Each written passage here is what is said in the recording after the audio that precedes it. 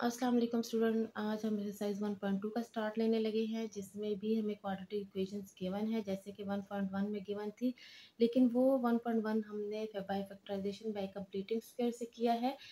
तो इस एक्सरसाइज में हमने क्वाड्रेटिक इक्वेशंस को बाय क्वाड्रेटिक फार्मूला सॉल्व करना है और एक्स की वैल्यू फाइंड आउट करनी है। अब बाय क्वाड्रेटिक फार्मूला हमने कैसे सॉल्व करनी है, सबसे पहले मैं आपको फार्मूला बताऊंगी कि वो फार्मूला है कौन सा जिसके थ्रू हमने क्वाड्रेटिक इक्वेशंस को सॉल्व करना है। तो वो फार्मूला है x is equal to minus b plus minus b square minus 4ac divided by 2a। इसका ये जो फ्रैक्शन है ये ओवरऑल फ्रैक्शन होगा, माइनस बी के नीचे भी आएगा और plus minus b square minus 4ac के नीचे भी आएगा, और डिनोमिनेटर ये सब के लिए है 2a।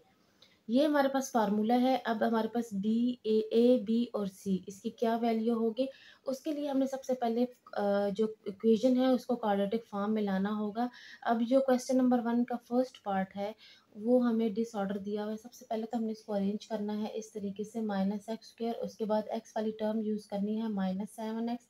यहाँ ये प्लस है, लेफ्ट साइड पे शिफ्ट होकर माइनस हो जाएगा, और उसके बाद constant term is equal to 0। अब जो क्वाड्रेटिक इक्वेशन की जो कंडीशन होती है वो ये होती है कि एक्स स्क्वायर के साथ हमेशा पॉजिटिव साइन होना चाहिए, लेकिन यहाँ पर माइनस है इसलिए हम यहाँ पर माइनस कॉमन कर लेंगे।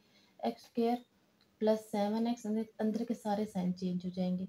-2 इज इक्वल टू 0, ये -0 के पास शिफ्ट हो जाएगा। X square plus 7x -2 is equal to 0। अब हमारे पास ये क्वाड्रेटिक इक्वेशन बन चुकी है। इसमें ये जो एक्स स्क्वायर का कोफिशिएंट जो कि हमेशा 1 होता है, लेकिन इन इक्वेशन में हमने इसको 1 नहीं बनाना। कंप्लीटिंग स्क्वायर के लिए कंडीशन है कि एक्स स्क्वायर का कोफिशिएंट 1 होना चाहिए, लेकिन बाकी किसी भी मेथड से आप कर रहे हो तो उसके कोफिशिएंट को 1 बनाने की ज़रूरत नहीं है। अभी यहाँ पर ए की एक्स स्क्वायर के कोफिशिएंट 1 ही बन रहा है, इसलिए हम ए की वैल्यू लेंगे 1, बी की वैल्यू होगी 7, और जो कांस्टेंट टर्म होगा -2 वो होगी सी की वैल्यू -2। यहाँ जब हमने वैल्यूज़ लगा ली, अब हम यही वैल्यूज़ इस फार्मूलाज में पुट करेंगे, ये इस फार्मूले में पुट करेंगे इस तरीके से कि x इज़ इक्वल टू, यहाँ माइनस भी है तो हम लिखेंगे माइनस और फिर ब्रैकेट में 7 लिख लेंगे। इसके बाद प्लस माइनस b की वैल्यू है 7 तो हम लिखेंगे 7 square -4।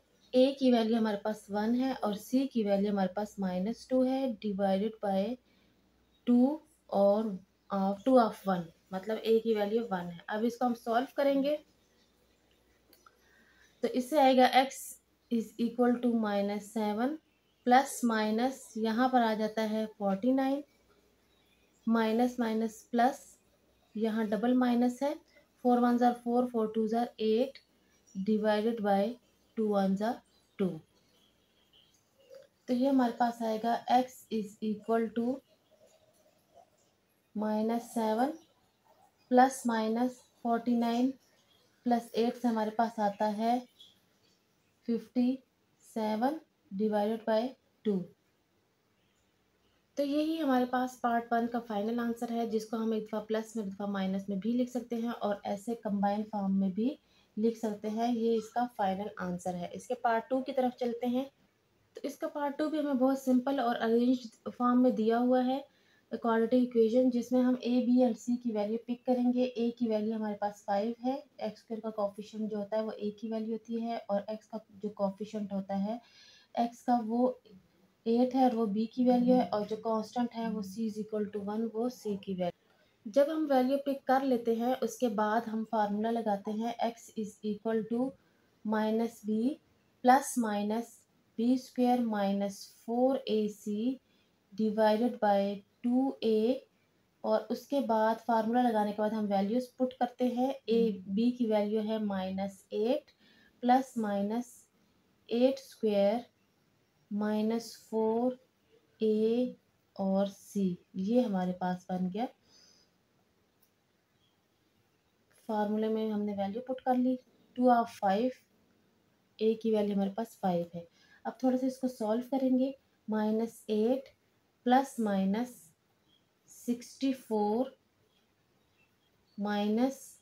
4 5 are 20, 21 are 20 divided by 2 5 are 10। अब इसको स्क्वायर रूट को थोड़ा सा ये मज़ीद भी सॉल्व हो सकता है, तो इसको सॉल्व कर लेते हैं। -8 प्लस -64 -20 से हमारे पास आता है 44 डिवाइडेड बाय 10।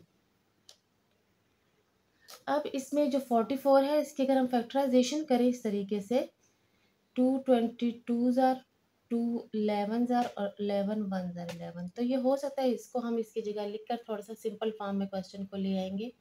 हम इस तरह 44 की जगह ये लिख लेंगे इसकी फैक्टराइजेशन करके।